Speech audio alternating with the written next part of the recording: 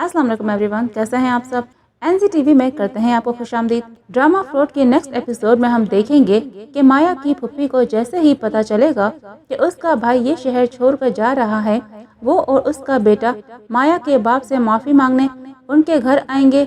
माया की फुप्पी हाथ जोड़कर अपने भाई से माफ़ी मांगेगी और कहेगी कि अपनी इस बहन को माफ़ कर दें, ख़त्म कर दे मेरी ये सज़ा।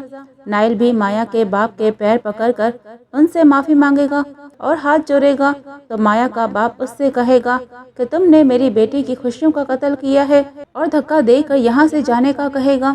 अगले दिन जब माया की फैमिली लाहौर के लिए निकल रही होगी तो माइला माया को बहुत मोटिवेट करेगी और कहेगी कि बस वहाँ जाना और अच्छी सी जॉब करना। माया कहेगी कि अब तो बहुत कुछ करना है, दुनिया की आंखों में आंखें डाल के।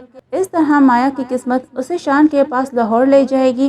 दूसरी तरफ शान मारिया की सारी बातें सुनकर उससे रिश्ता ख़त्म कर देगा और घर आकर परेशानी के आलम में बैठा होगा तो उसकी माँ उसके पास आएगी और परेशानी की वजह पूछेगी और साथ ही कहेगी कि जो भी फैसला करना सोच समझ कर करना।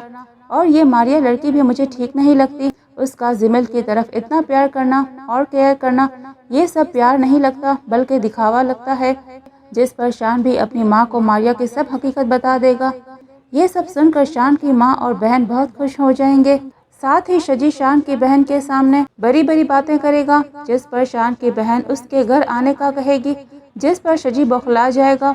दूसरी तरफ शान की माँ अपनी बुटीक के लिए न्यूज़पेपर में ऐड देगी। माया ऐड देकर जॉब के लिए अप्लाई करेगी और उसका सिलेक्शन हो जाएगा।